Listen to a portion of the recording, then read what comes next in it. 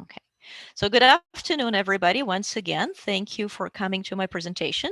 As you know, initially I was going to talk about Sweden and Finland, why they decided to consider NATO memberships and why they were not NATO members in the past. But then, of course, I realized that it would be too much to talk about both countries. So I decided that I will prepare a more in-depth presentation about Finland, and perhaps we can talk about Sweden some other time, because both countries have very interesting and very different reasons, historic reasons, for not joining NATO, and why this has changed recently. So I'm assuming that you all know more or less what NATO is, when it was created, what the purpose is, was it the past, what it is now, what the more or less what the dynamics is between NATO and non-NATO countries, different non-NATO countries. So I'm just gonna, before I actually start talking about Finland, I will give you a very brief kind of a prelude. I'll talk briefly about the balance of power in Europe during the Cold War, and by that I mean between 1949 until the collapse of the Soviet Union. So NATO was established in 1949 in the wake of the Second World War as a military alliance to protect its member states from possible aggression on the part of the Soviet Union.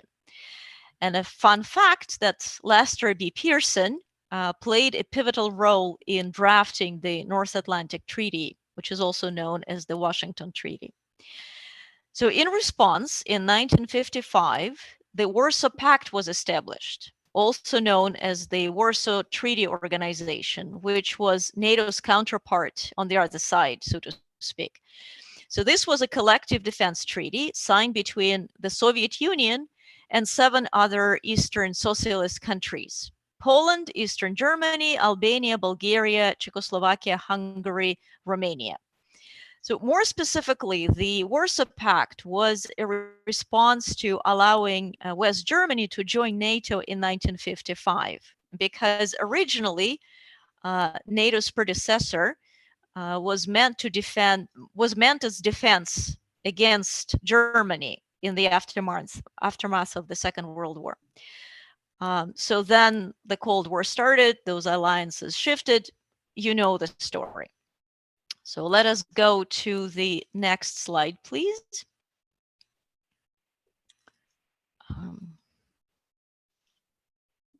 Okay. So the Soviet Union was the dominant power in the Warsaw Pact. But in the 1990s, the Warsaw Pact began to crumble. First, there was German reunification. And so East Germany was again part of Germany.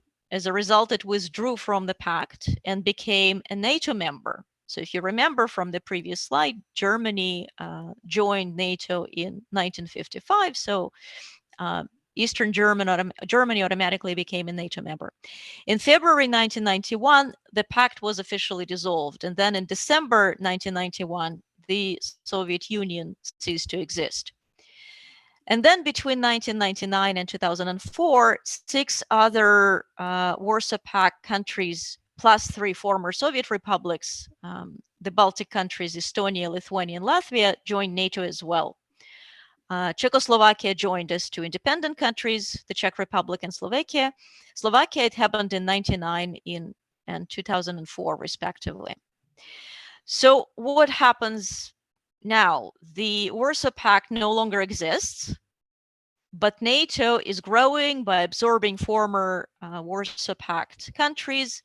And the question is where this leaves Russia. So next slide, please. After the Cold War, a new relationship starts forming between Russia and the West. In May of 2002, the NATO-Russia Council was established at the NATO-Russia Summit in Rome. This NATO-Russia Council was designed as a mechanism for consultations, for consensus building, for cooperation between the Russian Federation and NATO member states. So NATO member states and Russia could work as partners on a wide range of security issues and other issues of common interests. However, in 2014, after Russia's military intervention in Ukraine and its annexation of Crimea, NATO suspended all cooperation with Russia, including as part of the NATO-Russia Council. At the same time, NATO keeps expanding. It is admitting new members. The latest, 30th edition, was North Macedonia in 2020. This continuous expansion has been used by President Putin as a pretext for portraying NATO as a threat and using it as a tool to unite the Russian citizens against the so-called common enemy. So the rhetoric is NATO is getting closer and closer to our borders. They're setting up military bases in neighboring countries. They're deploying their troops and weapons. So the tensions are back, and essentially the Cold War is back. Okay, so next slide, please. Okay, so the announced topic of my presentation was the relationship between NATO and Finland. So now we are ready to move on to the actually main subject. Finland has never been a NATO member, has never applied, has always remained neutral, and has been pursuing the policy of military non-alignment. So the first question is why? Why did Finland remain neutral? And now when Russia started its full-scale military aggression against Ukraine, Finland expressed interest in joining NATO. As of now, Finland will be submitting its membership application in the summer, which most likely will be approved. So the second question is, what happened? Why now? Next slide, please. Okay, so before we answering this question, let us go back in history a little bit.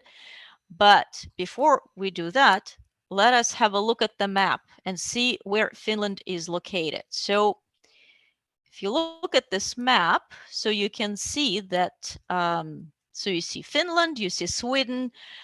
This body of water between Sweden and Finland is the Baltic Sea. For some reason, it's not marked on this map. Then further down, you see Estonia, Latvia, and Lithuania. These are three Baltic countries that used to be part of the Soviet Union and are now happily NATO members and European Union members. Then to the east, you have Germany, and you can see Ukraine on this map, but that's down further down to the south. So going back to Finland. Finland, so it's one of the countries in the Baltic region, and you see that it shares an extensive border with Russia. So you can see that this is 830 miles long, or over 1,300 kilometers long border. And also, another interesting fact for the purposes of my, not interesting, an important fact for the purposes of my presentation is that Finland used to be part of the Kingdom of Sweden. So now let us go back to back in history. So I will go back as early as 19th century. At the time, Finland, or what is now Finland, is part of the Kingdom of Sweden.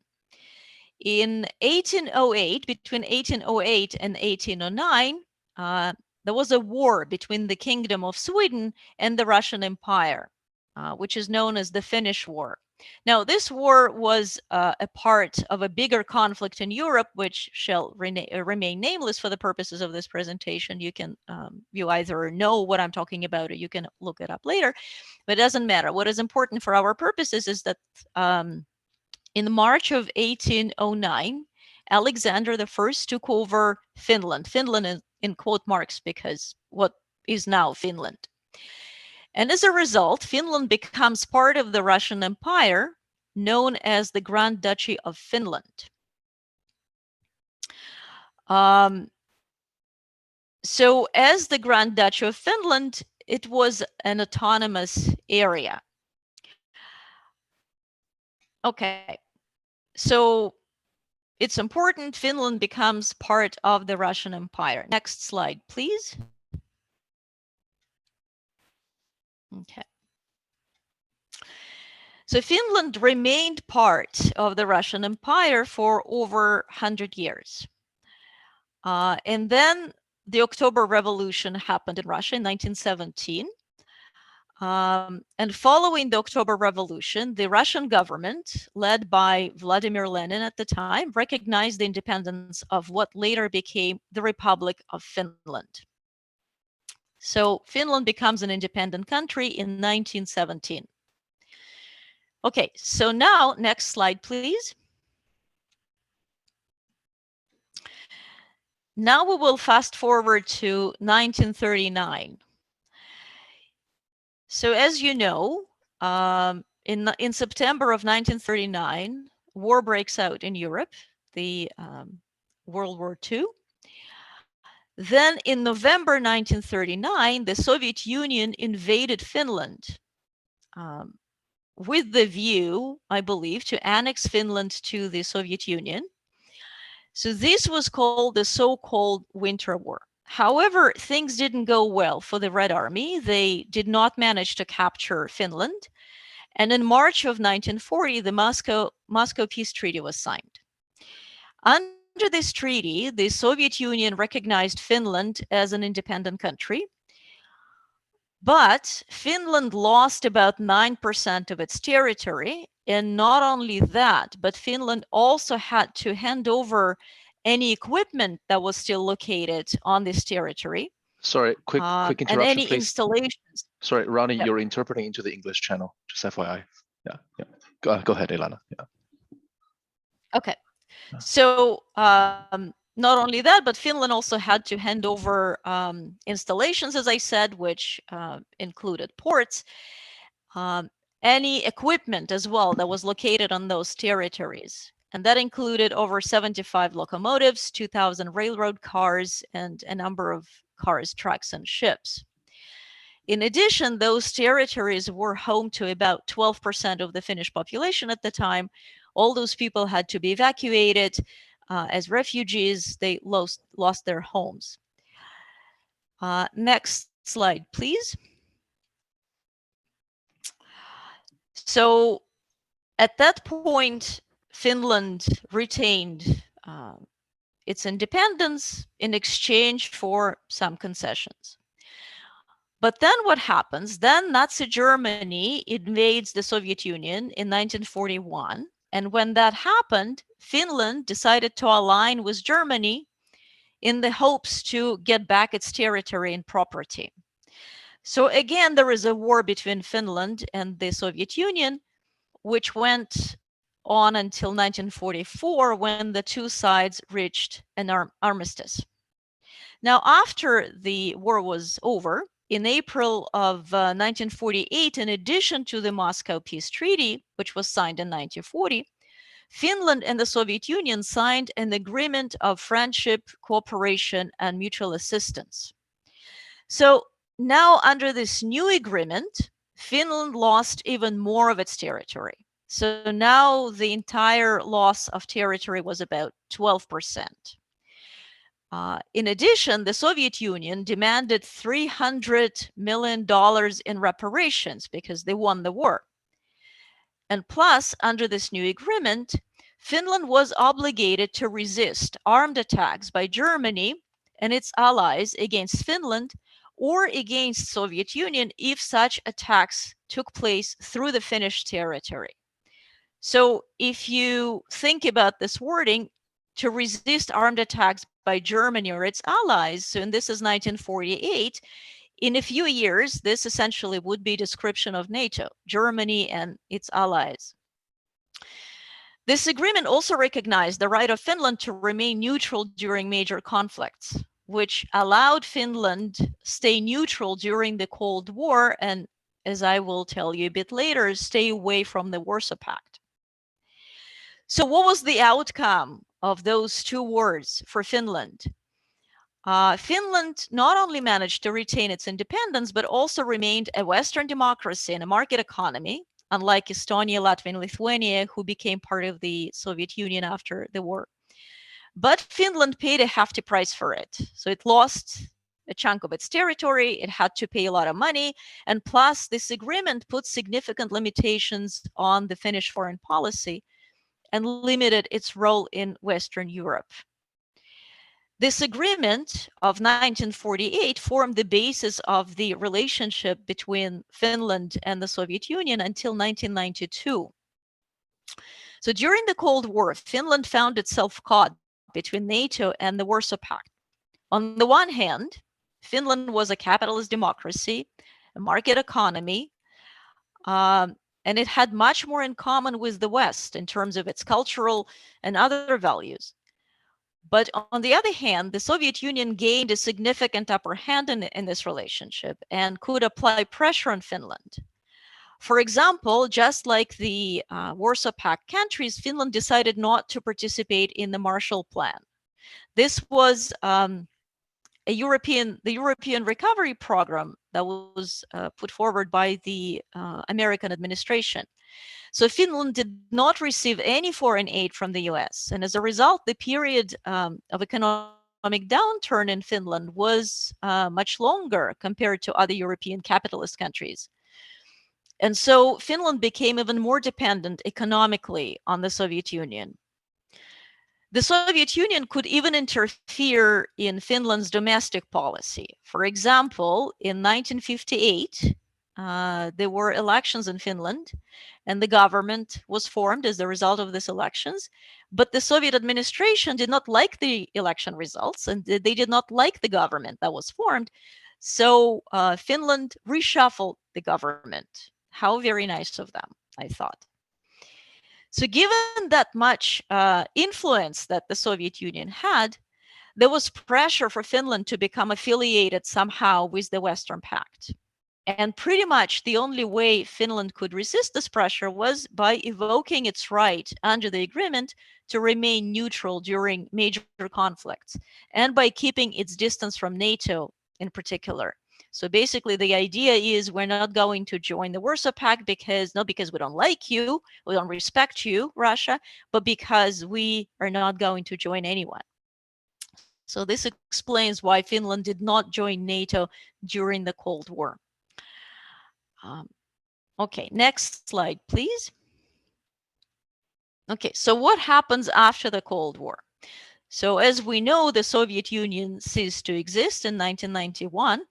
And then in January of 1992, a new agreement was signed between Finland and the Russian Federation, which replaced the 1948 agreement of friendship, cooperation, and mutual assistance. So this old agreement was dissolved.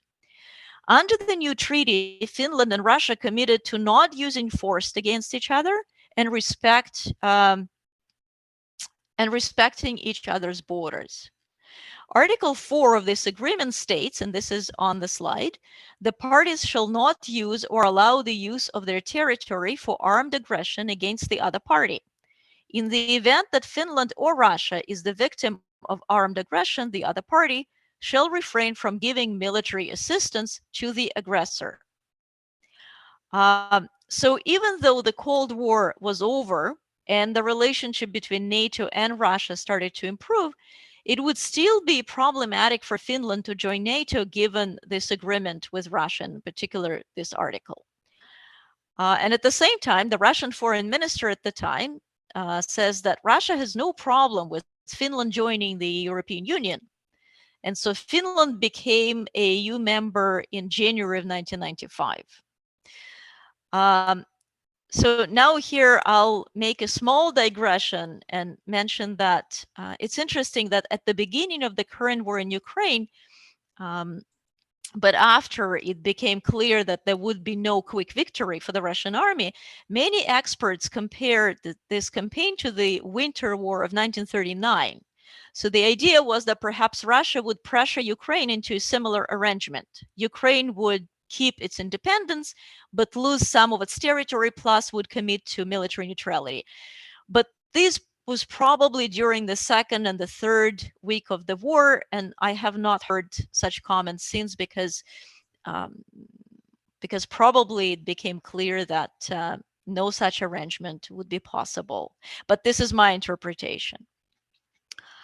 Okay, so going back to Finland, and next slide, please. So, since 1940, Finland has been constantly maneuvering between Russia and the West. It had to constantly find a way of dealing with Russia, while at the same time being a Western democratic country, trying to survive as an independent, sovereign, democratic, and capitalist state next to the Soviet Union and later next to Russia. The agreement signed in 1992 was initially valid for 10 years, so until 2002, and then it would be automatically renewed every 5 years unless annulled by either party. I could not find any information about it being annulled, so I am assuming it is still in force. So the next question is, what changed for Finland compared to the Cold War period that it now thinks it is possible to break away from Russia and join forces with the aggressor, which NATO clearly is now in Russia's eyes, just as it was during the Cold War.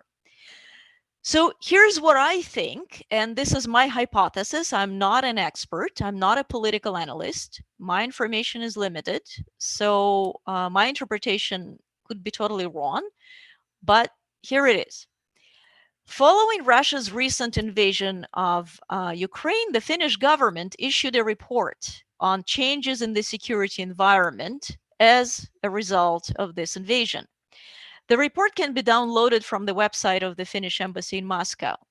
The report, in no uncertain terms, condemns Russia's large-scale military attack on Ukraine. It states that Russia has shown that it does not respect the sovereignty of another country. And moreover, the report says, and I quote, "Increased tensions also undermine the security situation and its predictability in the Baltic Sea region. A possible pan-European military conflict or a military conflict in the Baltic Sea region would affect Finland, and it would be difficult for Finland to remain outside such a conflict." Which basically means we can no longer promise to remain neutral. So the 1992 agreement is off. It was signed under different circumstances, so we're no longer bound by it. Next slide, please. So further down the page, the report says, Finland is also preparing for the contingency that military force might be used solely against Finland. The military actions against Ukraine show that a high level of readiness, the ability to counter sustained military pressure, and the ability to repel large-scale offensive operations on several simultaneous fronts are important. In other words, Finland says we can no longer trust Russia to honor its obligations under Article 1 of the 1992 agreement, to abstain from the threat or use of force, and to respect Finland's borders and territorial integrity. So again, the circumstances have changed. We no longer consider ourselves to be bound by the agreement that we signed in 1992. Now, note the date of the report. April 13. So it has been over a month and a half since the beginning of the Russian invasion of Ukraine. So Finland kind of waited for a bit, looked around, saw what the response of other countries would be, did some thinking, and decided that this was an opportunity to finally escape Russia's influence and regain its long-lost freedom to pick its own battles, no pun intended. Next slide, please. So remember, in 1941, Finland tried to do something similar. It aligned with Nazi Germany, a bigger, more powerful ally, to defeat the Soviet Union. And what happened? It backfired for Finland. Even though it kept its independence, there were other losses for a long time. But the situation in April of 2022 is very different from the situation in June 1941. Russia is the aggressor now. It is not defending its freedom and its territory. There is nothing to justify Russia's actions. Russia has lost all international support and became isolated on the world stage. which was not the case, obviously, during the Second World War. The Soviet Union had powerful allies. Russia's economy is being destroyed by the sanctions. Russia's military capabilities are limited. According to military experts, the Russian army has already sustained significant losses in terms of personnel, equipment, weaponry, and so it would likely not be able to launch an offensive against Finland anytime soon. So at the time when the Soviet Union and later Russia were a match for the European community and later European Union and NATO in terms of its military power, economic strength, and its perceived political influence, Finland was wise to remain neutral, not to aggravate its immediate neighbor. But when all of this changed overnight, Finland has probably realized that this is its golden opportunity to get a divorce, so to speak, and to tie the knot with someone who is not only more powerful, stable, and predictable, but also shares the same values. And under the circumstances, this decision makes perfect sense. Thank you.